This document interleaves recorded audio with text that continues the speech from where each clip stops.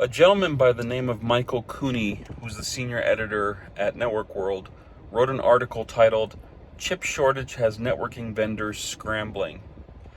Hello, my name is Tom from 6 Foot Networks, and thank you for joining me on another video here in my driveway. It is a very hot Saturday afternoon, and before I got out of the car and head inside to be with my family for the rest of the day, I thought I would share some thoughts about this article. It's scary, actually, if you think about it.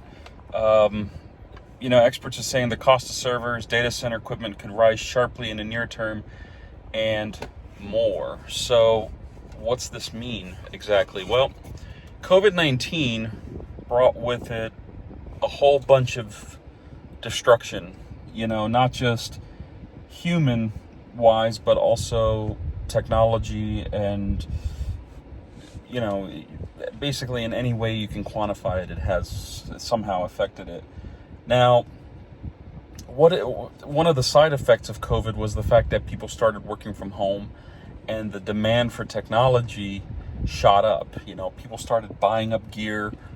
Stores were starting to, skimper out on equipment and having stock available for sale. You had to order it, and even then it was back ordered, depending on what you needed.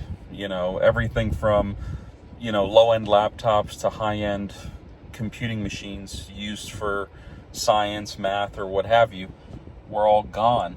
This particular article, you guys know I'm a network engineer, so I follow the networking world pretty closely. This article talks about, campus routing, switching, data center fabrics, and so on and so forth. But it's all affected. It's all relative, too. Technology is technology, whether it's used in the home or whether it's used in a multi-million-dollar data center. One of the sentences of this article, and I certainly hope that Michael Cooney got it right, is, I'm going to read this verbatim right off this article. Component lead times have roughly doubled from pre-pandemic norms. In particular, semiconductor lead times have extended to the range of 40 to 60 weeks, according to Arista Networks. So that would have been Arista's CEO and president, Jayshree Ullal. That's what he told analysts, and I hope I pronounced his name right. I never remember how his name's pronounced. So, but yeah, this is scary for sure. And I deal with a lot of projects, special projects that require the purchasing and procurement of new gear. It's just not there, folks. If it doesn't already exist and it's not made and in some kind of a warehouse or, some kind of a lab somewhere, it's not happening for a year or more. So, I have some clients right now, and if they're watching this, this is what I was getting at.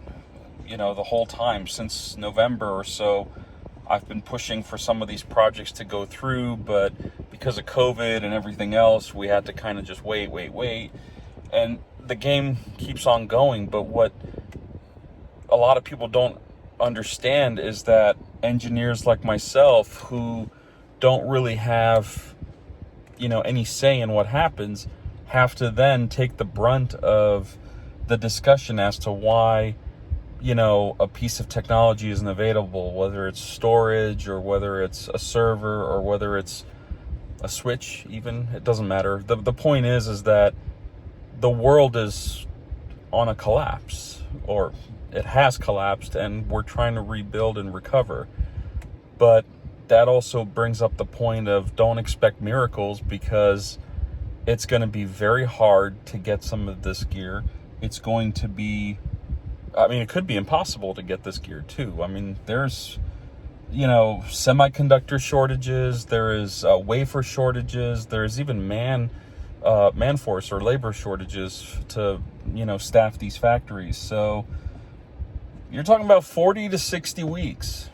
Now, just for reference, for those like me who have to do math on their hands, 40 to 60 weeks is anywhere from, 9 months to a little over a year, 52 weeks in a year, right? So, a year and 2 months of lead time is extensive, especially if you figure that technology cycles typically every 6 months, 3 months.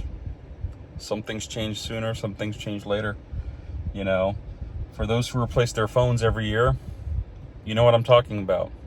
Now you get to skip a model, you know, or what have you, if that's the case. But I just thought I'd share my thoughts on this because it's really, you know, scary. And I'll put the link to the article down below. And I guess we'll just keep following up on this. But it's sad, you know, something as simple as a bug has wiped out so much in our lifetime. You know, it's taken so many people away from us. And I've shared my feelings about this, and I'm not going to rehash them here, but check out the link below for this article if you care about reading it. I have also posted this on our social media accounts at 6 Foot Networks, all spelled out SIXFOOTNETWORKS. Feel free to check it out there, but I'll also put this in the description below. If you like this video, please give us a thumbs up. If you really like this video and want to see more content like this, then please consider subscribing to our channel.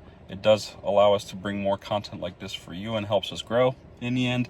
In the meantime, good luck with everything, and thank you for joining me today. Bye-bye.